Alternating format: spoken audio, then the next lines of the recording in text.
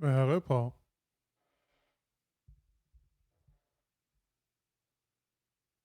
Uh-oh. Hi. There we Hello. go. Hello. How are you? There we go. Hi. I'm doing well. How are you? It's been a little while, sir. It has been a little while. Apparently, like work and life and other things happen. It's true. It's true.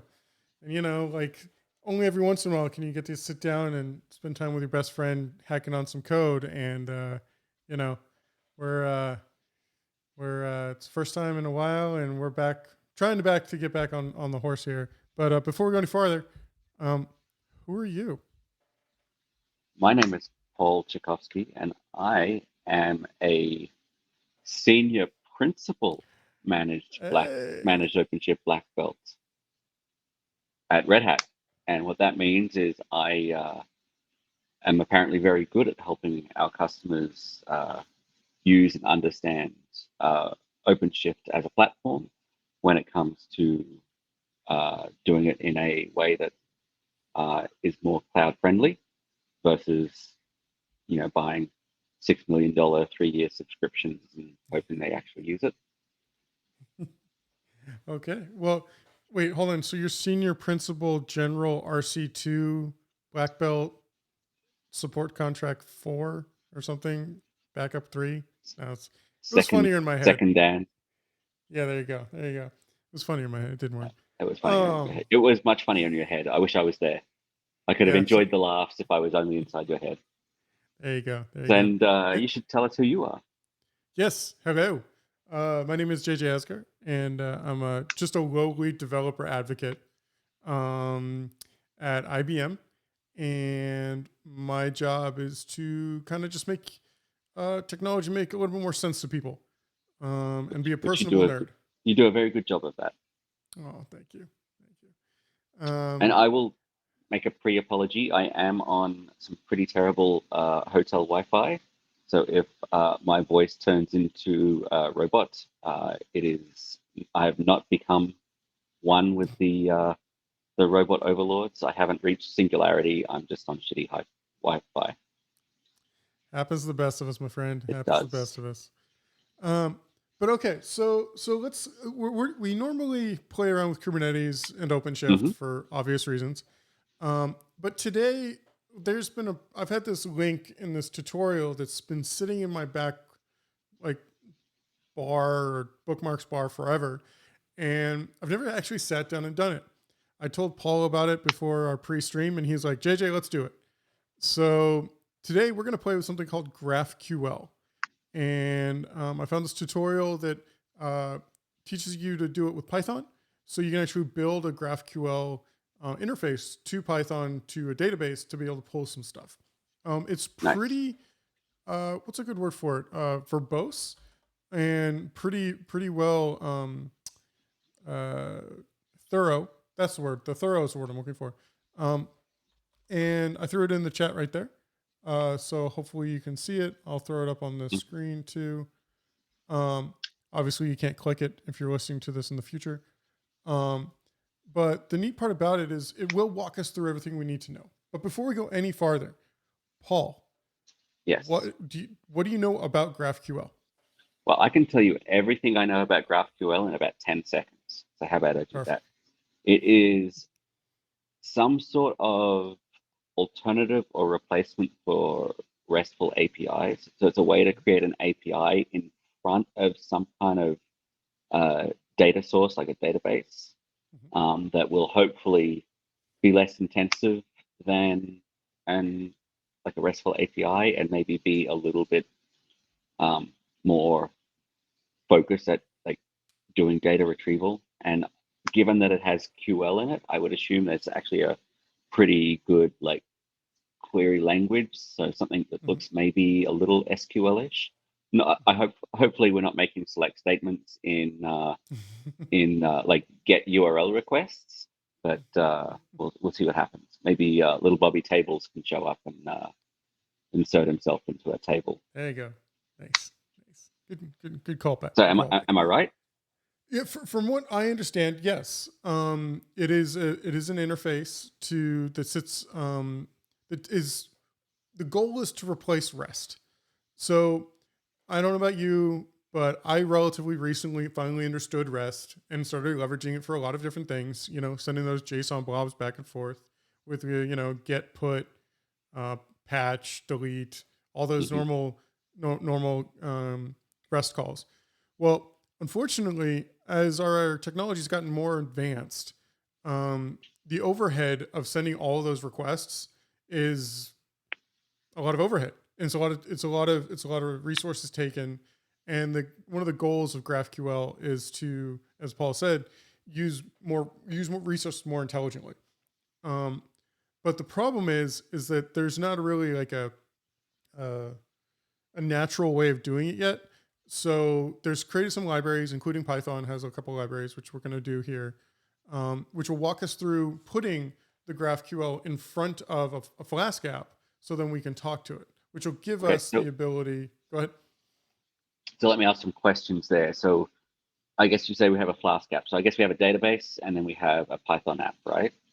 So are Yes. we creating like a proxy in front of that that's going to act as like an API server, or are we putting the GraphQL between the Flask app and the database so the Flask app will make GraphQL queries to the database? I believe it is the second one of the two, Okay, because normally the one of the great parts about Flask is that it's like one decorator and you can just do REST calls back and forth, right? Like right. it's really straightforward. Um, this tutorial actually uses Flask as the web hosting side, but then it Mhm. hands it off to the Python library that does the GraphQL stuff that Right, queries. I'm assuming Sqlite. I'm not 100% sure off the top of right, my head, and then and hands it back to you, right. from what I can tell. And But is GraphQL, is it a protocol that still happens over HTTP, or is there yes, it is, so yes, there's no new server to run or anything. It's all encapsulated in HTTP post requests or whatever. But I assume the library hides some of that complexity from you. I am pretty confident that it looks a lot like a JSON blob. There's a really nice default explorer that allows you to like go through the schema.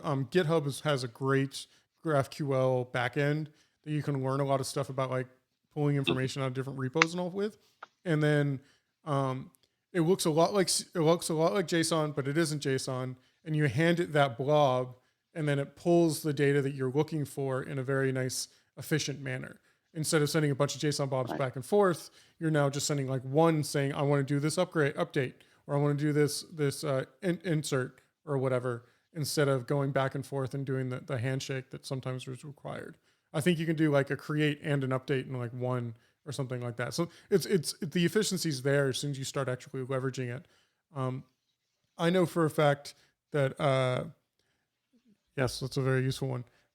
I know for a fact the one of the problems that I have at IBM is that I have a lot of people in my GitHub repositories, right? I have a lot of GitHub repositories inside of with IBM, and I need right, to pull a lot of data from that. I get hit right. by 421s. No, which is the uh, too many requests. 421? Okay, It's 421. Yeah. maybe, yeah. Sure. Rate limiting. I get rate limited, right? When if Hmm. I try to do the typical like scrape it through from the API, the standard REST API or the Hmm. standard, Python bindings, I get hit by rate limiting. But as soon as I Right, converted over to GraphQL, I didn't, because instead of oh, having thousands and thousands of requests of getting this data, I was able to turn it into like 10 little requests, pull all that information down into memory, and then do all my munging in memory, and then be able to output the right, data I was looking for. So instead of me spending thousands and thousands of requests, now it's 10. And that's just one small portion of the advantage of right. Oh, and GraphQL. I bet you're able to do things like smarter queries. Like Exactly. in REST, if you wanted to get a list of users, you would get a literal Oh, list less of all users, right? exactly. Exactly. Whereas maybe with GraphQL, you could do something similar, like select star from users where username starts with A or something like that. Exactly. Gotcha. Yeah. Now, I mean, I guess that being said, REST, a lot of REST APIs do have a way to set, like only show 10 at a time, and then you would request more and more. So pagination, I think is the word I was looking for. Yep. So, Yep. maybe it But provides smarter ways of doing things like pagination. Cool. Why don't we pick up? So I put in the private chat because I forgot to bring up Twitch to use regular chat link. If you want to share that, which is basically, it looks like it's a GraphQL versus REST, which I just Googled that, and the first response was from that same Apollo GraphQL blog. So that might be a way for folks that are interested to really grok the differences. We probably don't need to go through it. I think we can just get into the tutorial, but it's probably worthwhile reading for folks. Yeah, and I'm sorry, whoever you are at Apollo QL. I don't actually know what y'all do. I'm sorry, but your tutorials are phenomenal. So I'm continuing on with that. But I went ahead and threw that up on the screen too. But let me bring up my screen here. So here we go. This is back from May 11th, so it's been a little while. And as you can see, GraphQL, and I've already created a virtual environment over here, but I don't have anything else. We are completely starting this from scratch because this is going to be a journey for us both. All right. So our learning objectives is important to talk about, which is as Python users, everyone should know how to be able to spin up something with Flask because it's it's stupid simple. It's great. Then we're going to use the Adreni library to implement the actual GraphQL portion of it. Then we're going to create a schema with GraphQL. And then we're actually going to perform some queries and mutations against that same API that we've created to be able to actually see that it works, which is obviously very valuable. So we're going soup to nuts here, Paul. Soup to nuts. All right. And just as Paul mentioned a moment ago, what is the difference between GraphQL and REST? That link that we threw in the chat is right there also, which is nice. So Paul, jump in whenever you have thoughts or whatever. I'm just going to keep going. I'm just amused that I went to all the trouble of Googling it, and it was literally the first thing on the page that you told me to read before we got on. So, maybe next time I'll do my homework. It's all good, buddy. I still love you. Don't worry about it. I just try to make your life a little easier, and you're just like, I'm just going to do it the hard way. Hey, look, you've already performed best practices by creating a virtual environment. Yay! I spend way too much time doing Python stuff. Right. Okay, already activated, already up there, which is great. And then okay, let's talk about the dependencies real quick, just so we at least have somewhere to go from.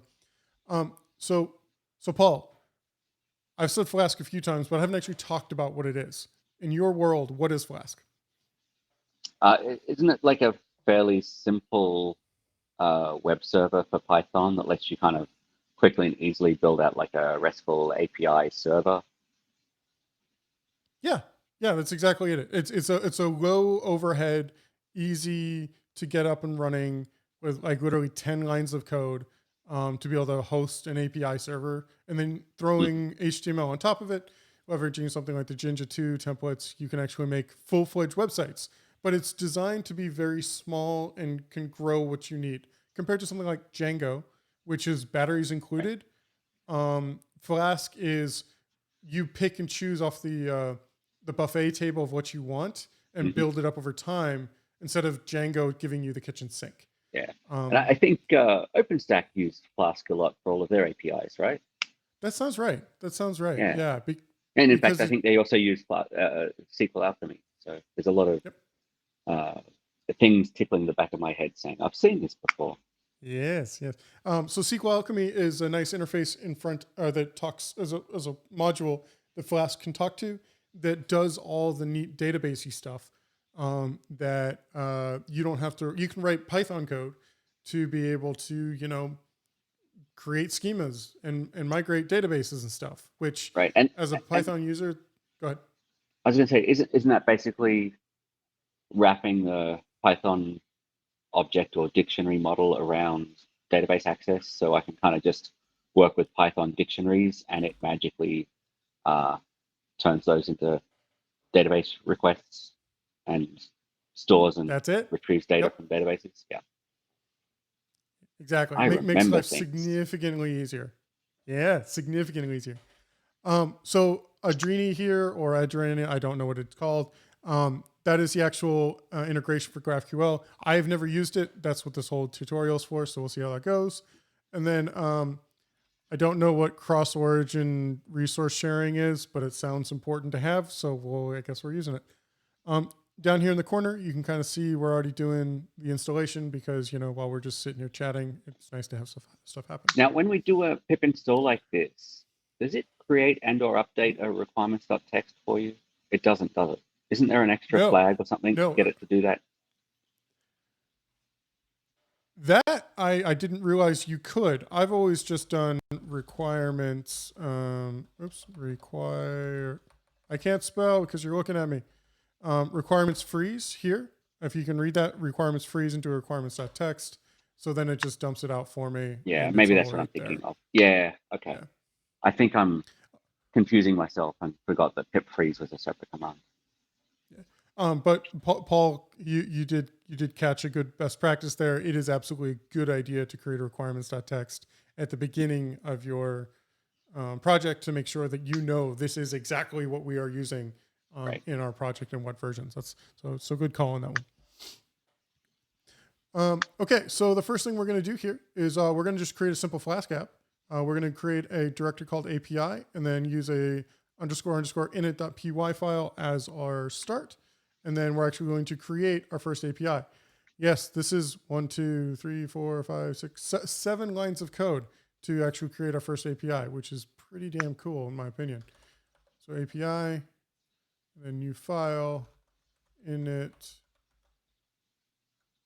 _ no, there's actually a name for the __. Paul, do you remember what it is?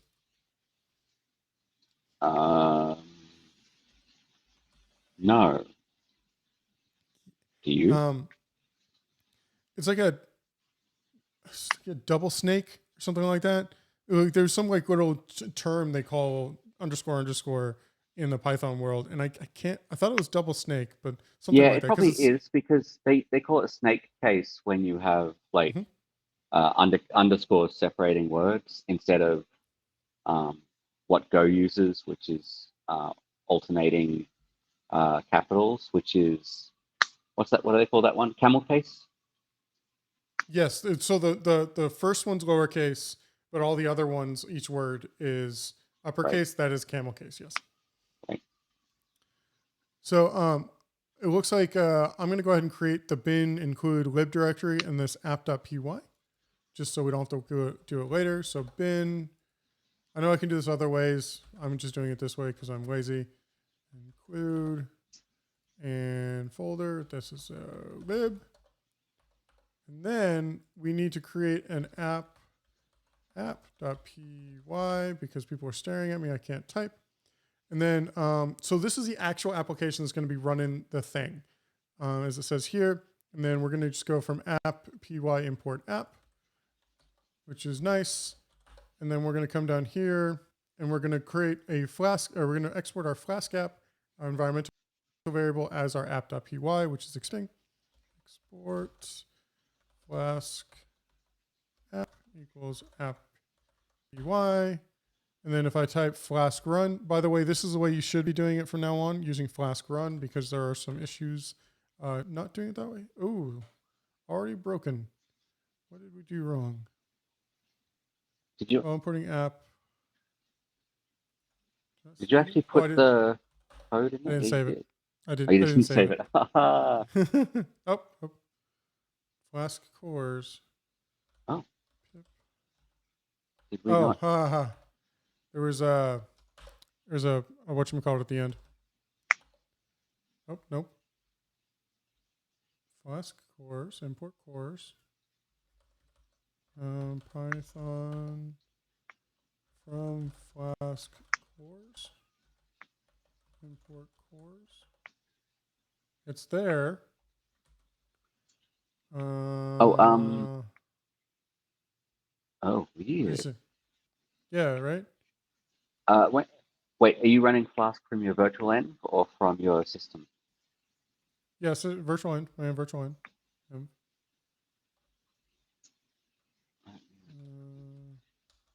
save everything. Save everything. Flask run. Well, importing app was raised. Line 2 from Flask cores, no name Flask cores.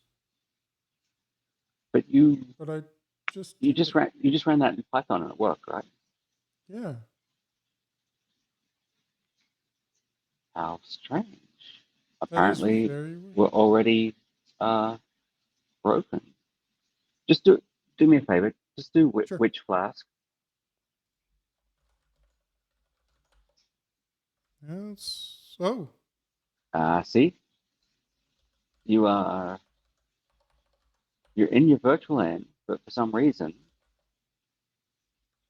it's not using Flask from in there. Okay, that's right. That was weird. Yeah.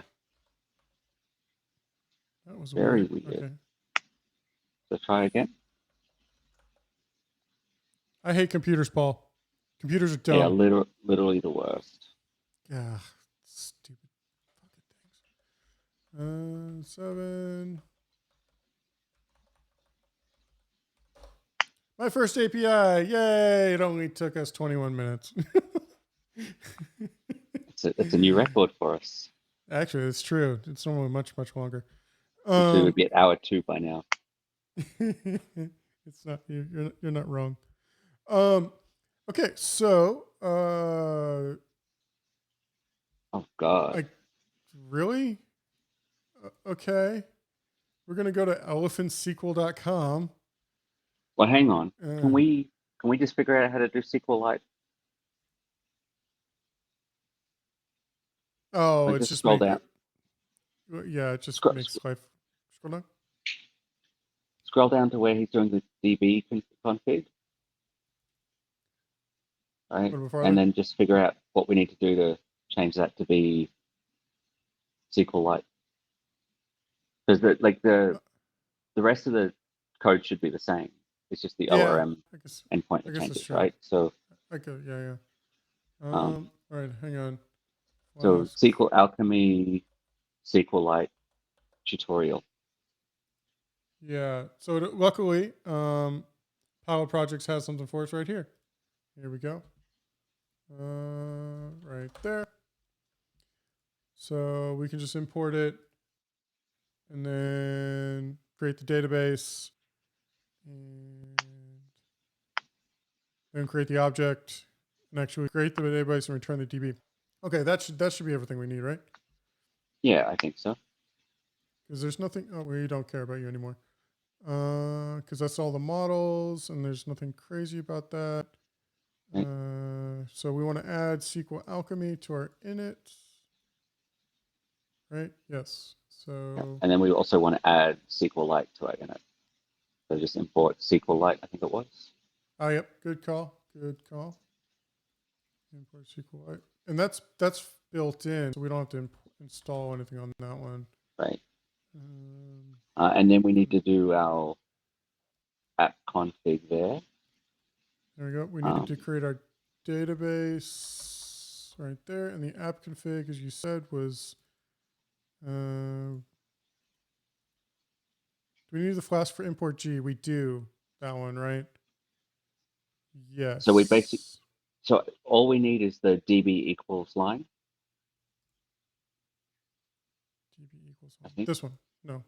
No, just see where it says if DB is none, DB equals. Oh, yeah. Yep, right? Yep. So that's that. And so he's importing Flask as G. So we just need to do, hold on. Database equals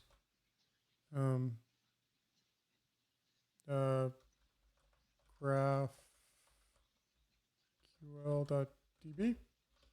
Sure.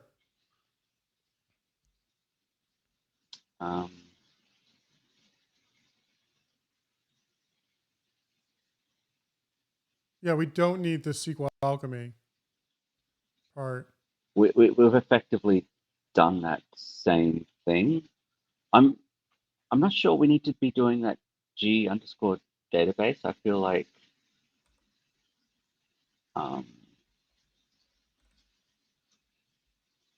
This said the like we SQL like we Alchemy need to. should do it. Well, we do need to tell it where the database is, but I feel like that should be a Sql Alchemy thing, not a Flask thing. Okay. Just actually paste that line back in for now. The one that we just took out. So we need to, and then go back to the tutorial for a second. All right, 1 second. Sorry. No SQL worries. Alchemy, Python, Sqlite.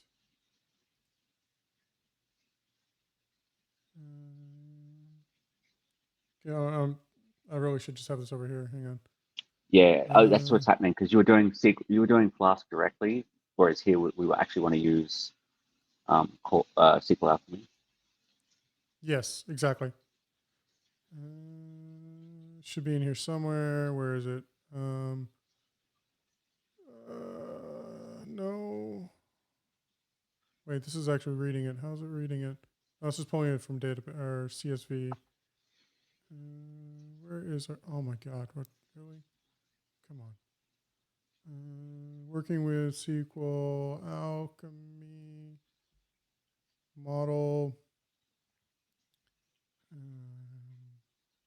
Here's the class. Still building the schema. Can you do a word search for Sqlite? That's I think the thing we need to. SQLite. Yeah, Oh, Flask. Here we go with Python SQLite. there we go. Config file. Here we go. .env. No. Just looking for the code. All right. I feel like it should be in here. No. DB session query? No. We're looking for where it actually creates the database Actually creates itself. a database. Creating a REST server. Oh, this might be. Oh, damn it! Really?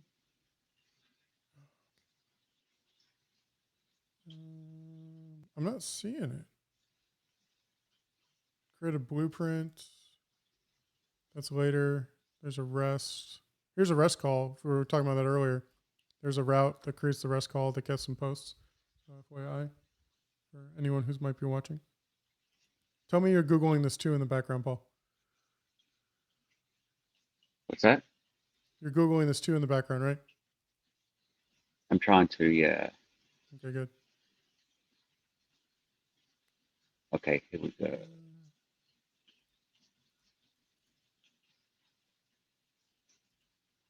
Shouldn't be this hard.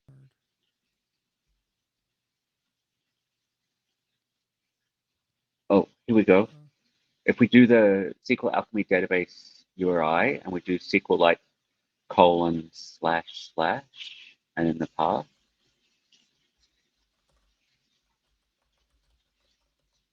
Like that?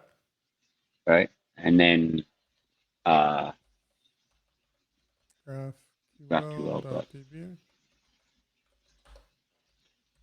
And then I think if we do SQL Alchemy and then database, I think. That?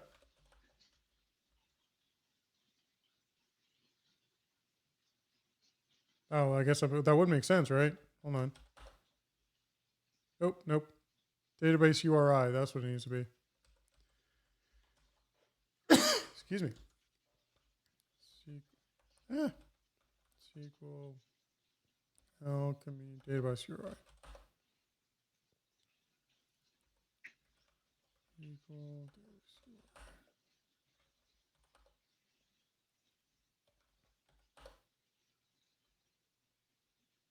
Oh, app config.sql URL. Do we need to actually make an app config? Really? Looks like we do. And then, oh, does that mean it needs to be down here because of app? Something like that.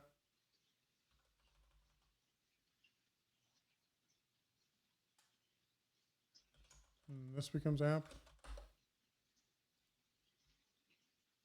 Yeah. Okay. I thought about it. App config, type error, config is not callable. Come on. Really? What are we missing, Paul? What are we missing? All right, let's stop and let's go back to whatever the tutorial is telling us. Let's not fight Right. SQL. Let's not fight Sqlite.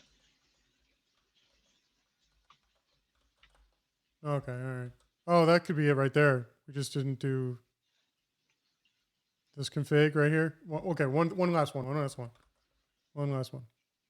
All right. Oh yeah, that's totally it. Good call. App config, Sql Alchemy app. There we go. Yeah. That looks better. And we didn't actually create. We might need to actually use it. Like if we don't use it, it may not. Yeah. Do we need that second track modifications? Track modification. False. See, it's got two app configs. Yeah, this one right here. I mean, it's a Sql Alchemy thing. Doesn't hurt, I guess. Right. Oh, you're right. You're probably because we haven't created a model yet, so it hasn't read it in. So it's like, no, I don't need to worry about this yet. Right. Job done. There we go. Okay, cool. And then if we come here, we still see my first API, and we still get get. Perfect. All right, Paul. We're actually making progress here. We converted from Postgres to Sqlite. That's. I mean, come on. You got to pat yourself on the back for that one. I will pat myself on the back for that one. All right, here we go. To create a API models, new file, new file, models.py, and we are going to import app.db and create an ID, title, description, created at, and a dictionary. That seems pretty straightforward. Paul, you want to talk about this anymore, or do you feel like this is pretty straightforward? No, it's pretty straightforward. Basically, as you said, creating a model, which is basically creating a dictionary that contains those 4 things, and then when we pass that to the database, it'll create hopefully those a database with those rows in it. Yep.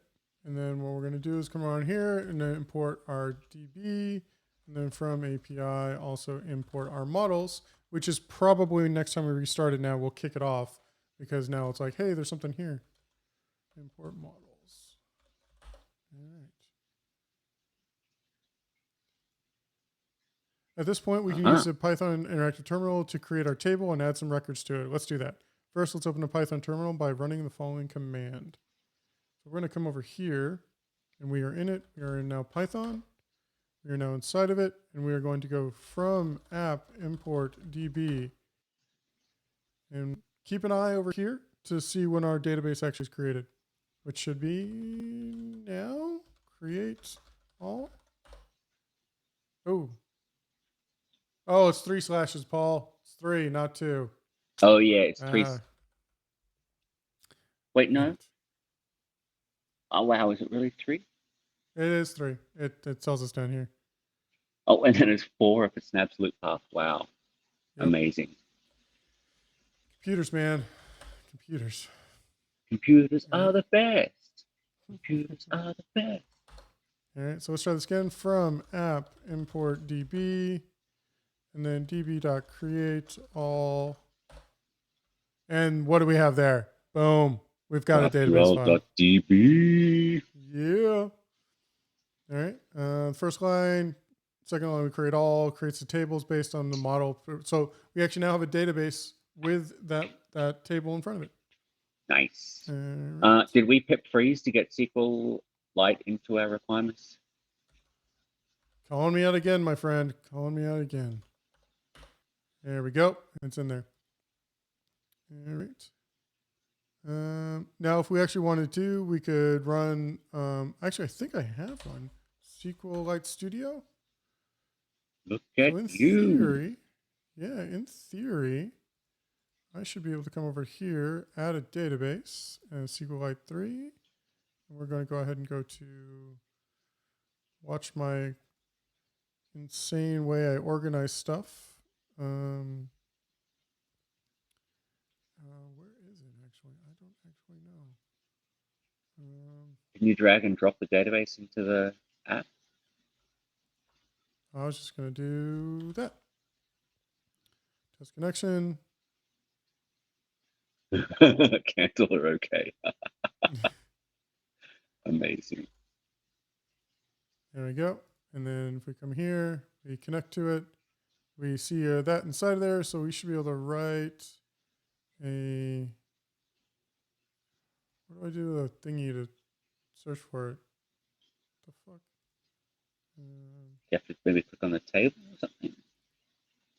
Structure. I just want to run some SQL against it. Am I asking too much? Apparently so. SQL editor. Here we go. Here it is. All right. So come in here and then run that. Oh, whoops. What? No such table. Tables. Oh, is it capital T? No.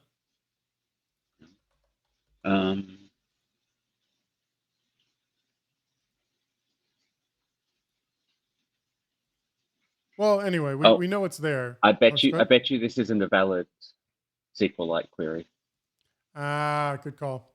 Oh yeah, probably from tables. Yeah, I would say let's not worry about it because Okay. it's giving you a Postgres SQL, right? Yeah. So the SQL query may not be the same, especially looking at table structure.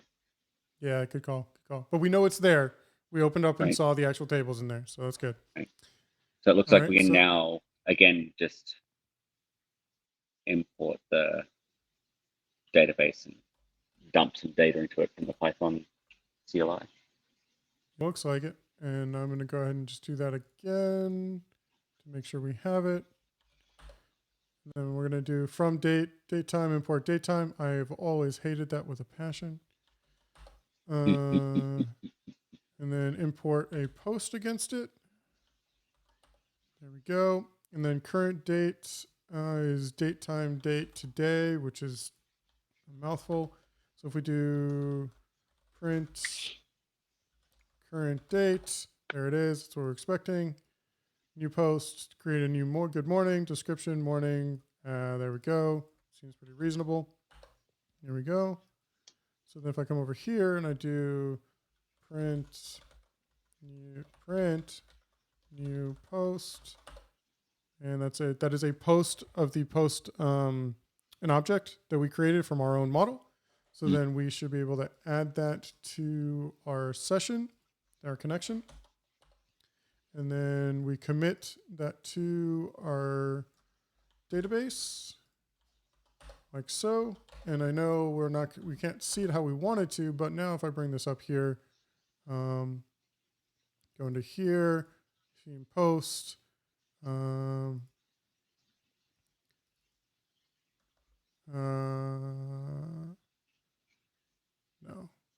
I think you need under data, not structure.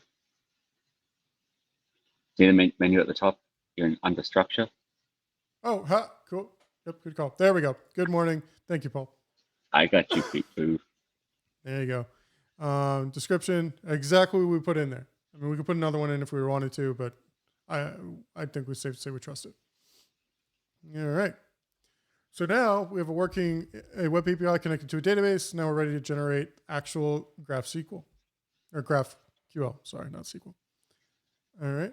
So here we go. So let's go ahead and create a new file called schema GraphQL to our root directory. Now, this is one of the weird parts of GraphQL. We have a schema already inside our database. We have to create another schema that mirrors what we have there for GraphQL to actually do, which is one of those funky things when it comes to GraphQL. Oh, interesting. This is not JSON. It's like JSON-ish. Yeah. It's Graph. like if YAML and JSON had a really ugly baby. You're not wrong. You're not wrong. So we want to create a query schema.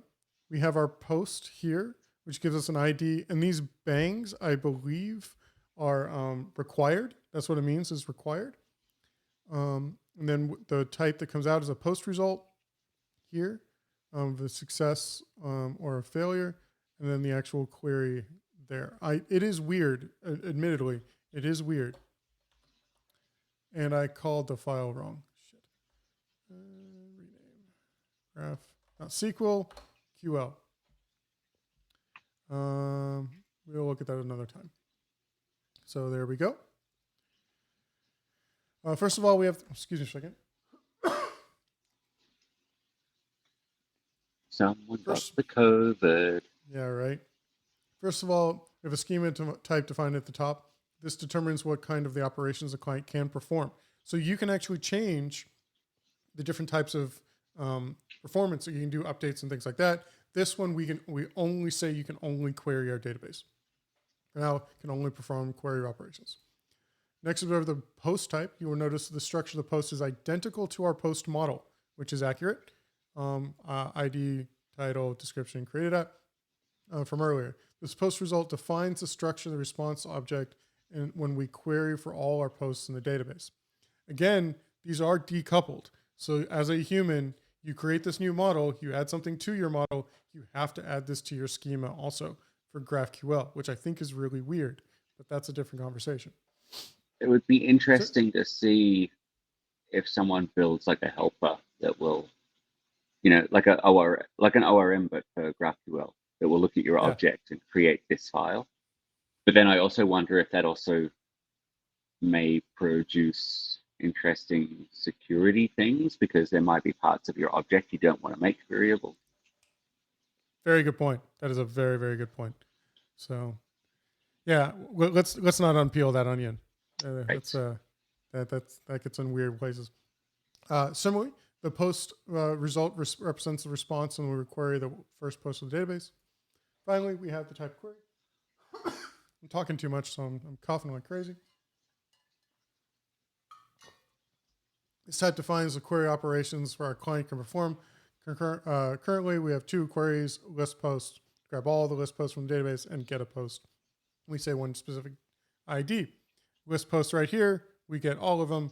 Post ID with a specific ID that we tell it for, it will get us that one. Make sense, Paul? It does make sense. All right. So let's wire our Flask server in GraphQL to the, I can't pronounce it for the life of me, library.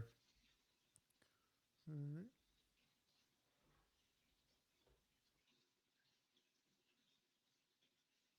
All right, so now let's build draw the rest of the fucking L and add all of this to our app.py. Oh, great. So let's just copy it in here, take a look, and then we can from there kind of see what we're going for. They've removed that models. Interesting. They removed the models. Yeah. So let's do the right thing and just comment that out for now. And then we'll grab all this and let's walk through this and try to decode it. And then we'll see what they actually say. All right. So there's some things that are coming in from the Adurine import, which is fine. It gives us the playground. If that playground HTML that I was telling you about that you can play around in GraphQL, it looks like it actually brings that in. And then with Flask, it allows us to use request objects and then uses JSONify because, what is the internet but just JSON. Right. So there's our schema.graphql. This is looks like it loads the schema from this path, which is the same place, and then creates a schema object. It asks for the type defs, which is that one, and then snake case fallback resolvers. That's coming from the import there. Okay. Then we can run just like we were doing. This is really weirdly sized. I'm sorry. So just like that decorator I was telling you about earlier by using the kit, post, and whatever, looks like we're just leveraging the same thing, but giving us a route to GraphQL, which allows us to give us a get method and returns that playground HTML with a 200, which is quite Gotcha. nice. So if you go /GraphQL, it'll give you the playground, and then if you do a post, then it will do the appropriate posting. Makes sense. That's exactly what it looks like. And then as you can see, it gets the request and adds it as a data object, and then pushes it into the data here, and then takes the schema from up there, and then gives you the volume. Then if it's a 200, a success code is 200, which is good. If anything else other than it gives you 400 because something broke, and then takes our result, which is the thing coming from here with our GraphQL sync back to it. Pretty, like, actually reading it, kind of straightforward, isn't it? Yeah. And then, of course, we JSONify the output. Yes, exactly. And that's exactly what they say here for the most part. So let's go back to, oh, shit. My bad. Sorry.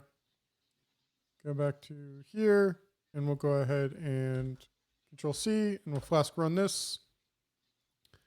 And then we're going to go ahead, and we're going to first go to this, and we still have our first API. But if we go to GraphQL,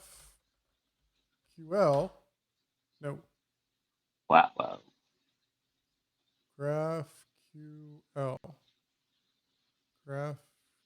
Did I not? I didn't save the fucking file. Amazing. Let's try this again. Nope. And I didn't save this one either. Come on, JJ. Ugh.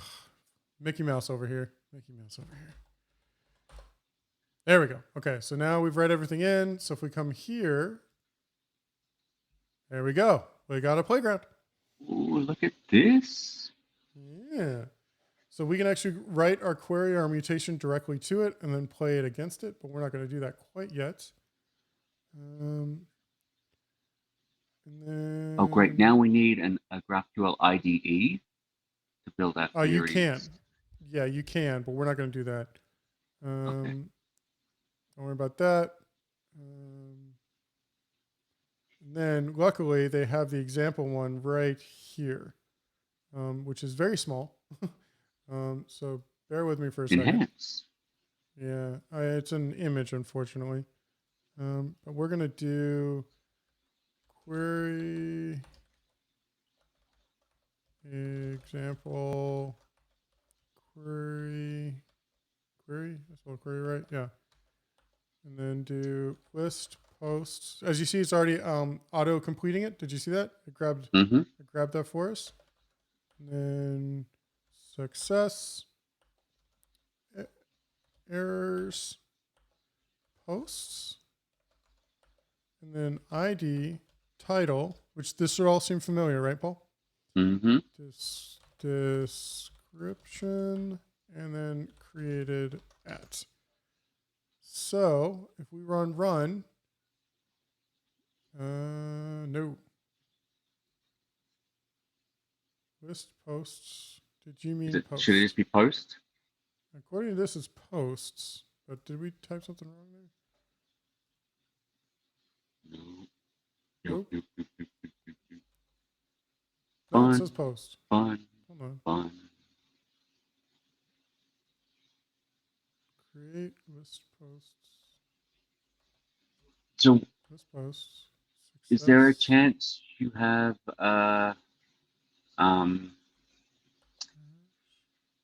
so you have VS Code? Is there a GraphQL IDE plugin? Or can you just follow their instructions and get to the IDE they talk about? Let's try going through theirs first.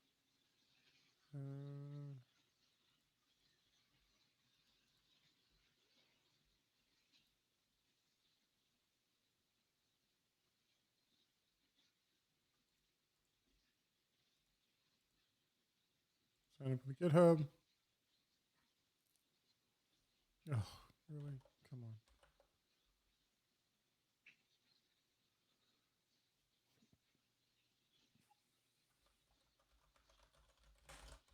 We are getting close to the top of the hour, but I think we can actually get this done. We're nearly there. I believe in us.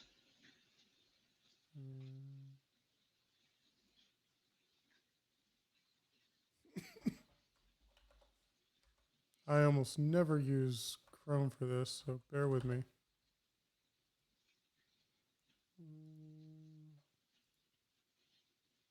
Copy code.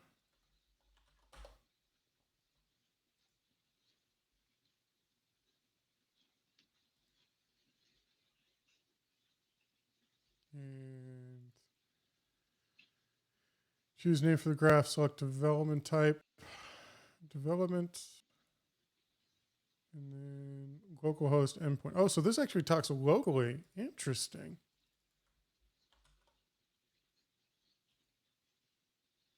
Oh. Is it not? Is it not localhost?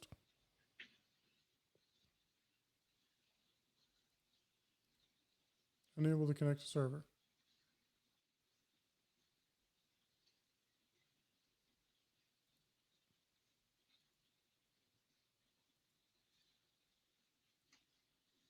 Localhost 5000, GraphQL. Uh-oh. The cores header are present. That's the whole point of core, isn't it? Oh, I guess we don't need that anymore.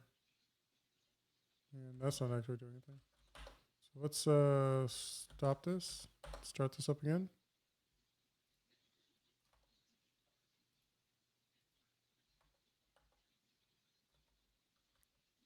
GraphQL. No, It doesn't like us. it doesn't, does it? If we go back to this guy, it's there.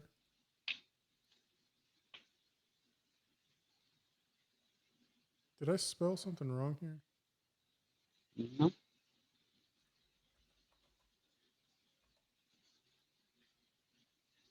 says over here, list posts cannot return null for a nullable field. Oh, is this supposed to be doing like 1 or something off of this? Hang on. Oh, we are still not able to run queries. Let's change that. Oh, Paul, we should actually read the instructions. Amazing. Oh, great. Great. All right. So we create our first call API called queries and write something in the following method. API, new file, queries.py. Grab all this, copy. And this looks like it creates a function that has a try except block.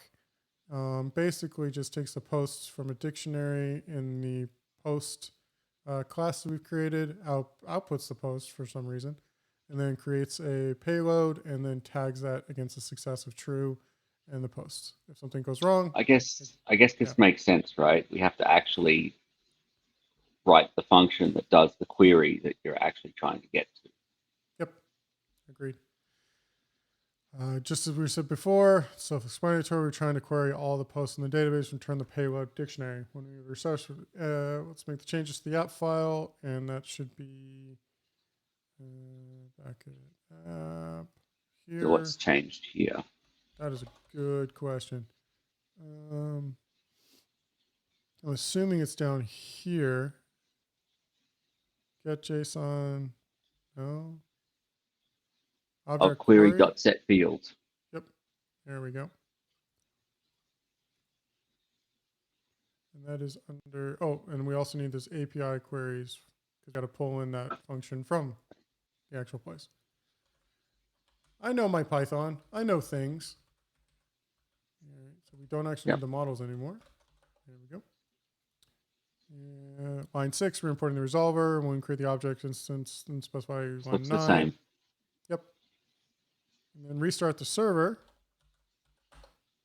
And then I'll give us the query. Oh, come on, really? Back over here. That is this one. Still nothing. It wants us to do posts. Nope. We're going to delete that. Go back to the playground and run this. Well, this one also is called all posts, but I'd be very surprised if that changes anything.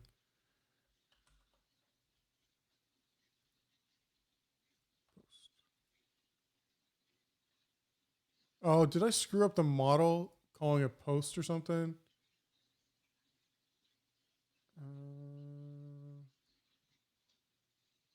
Past post.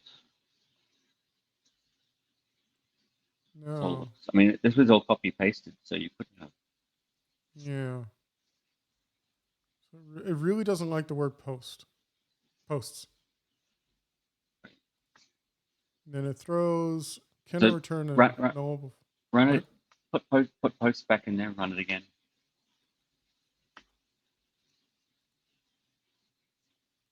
Did you mean post?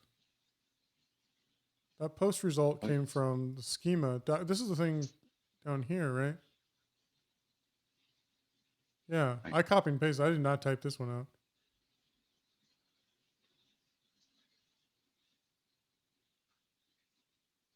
Posts. Did you mean post? So we do post, run that. Cannot return a nullable field for this. Google.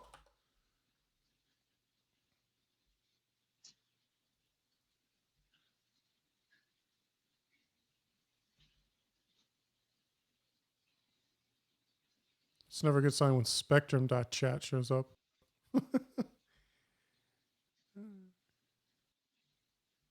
Oh, here we go. This is that Apollo thing. Check the post resolver. It should include the post not null. So post resolver, that was here? No. It was in the SQL post not null. So what can you turn off? It's the cannot create a nullable field for query list posts. Query list posts. Here we go. Query list posts. Like that. So then if I do this, does it read it in? It does. You see that? Uh-huh. I saw that. So, what was it? It was a plural where it shouldn't be? No. So what I did is I removed the bang from the query here to say it was nullable. We still have a problem. It's still not actually talking to the database, but at least now the error has been removed because it's like, oh, okay, cool. There's nothing coming back. Right. So there's still a problem, but at least list posts now come back with null, which is weird. Not going to lie. So if I save all and then start this up again and then run this, still nothing. Put it back to posts instead of post, since post is what they have in the. Just to double check. Yep, nope. Yeah, oh, okay. Yeah, it still thinks it's post. And post comes back with it. So it means it's actually talking to it. It's just not coming back with anything we want. Schema.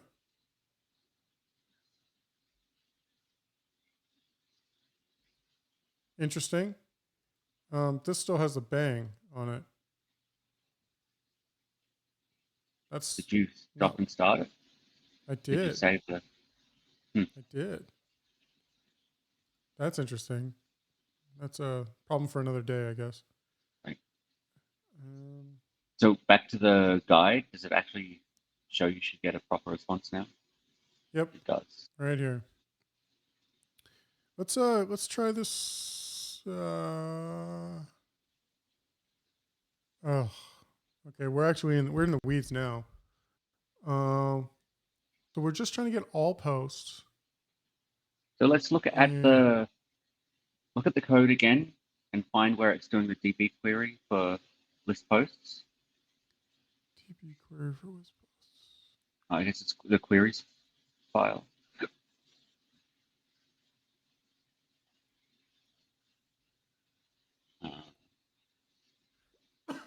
The post.query all.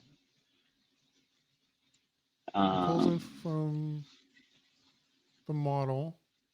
Right, import With post. And so the post should have a query all. Yeah. So go to models. That comes from the DB model from Sql Alchemy. Gotcha.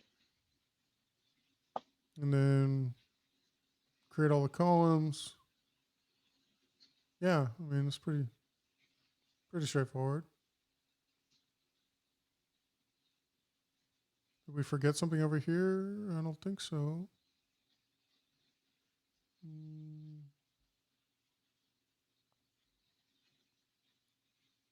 We don't actually. No. Nothing crazy over here.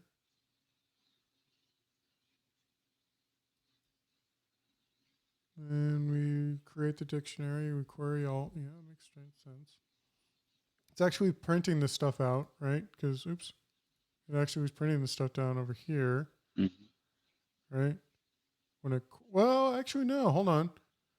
When we post and nothing comes back, it gets a 400. When there's something wrong, it outputs the stuff. So it's not even getting here. So where's that list? Where does this one go? Go to references. Where is it? At py. This one. Okay. List post resolver. List posts. Set field list posts. Is that what we're doing over here? List posts. Yeah, it is. And then talks to list post resolver. Okay. And API queries. And that's that list post. I'm not seeing it, Paul. I don't see it either. All right. Are we going to let our lizard brain work on this one for a little while and come back to Yeah, another I day? think so. I think that might be a good idea.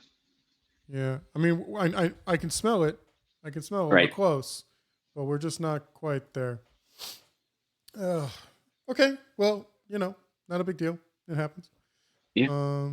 But so did you miss this, Paul? I did miss this. This was fun. Yeah. All right. Awesome. Well, hopefully we'll do it again soon. But other than that, I guess say bye, Paul. Bye, Paul.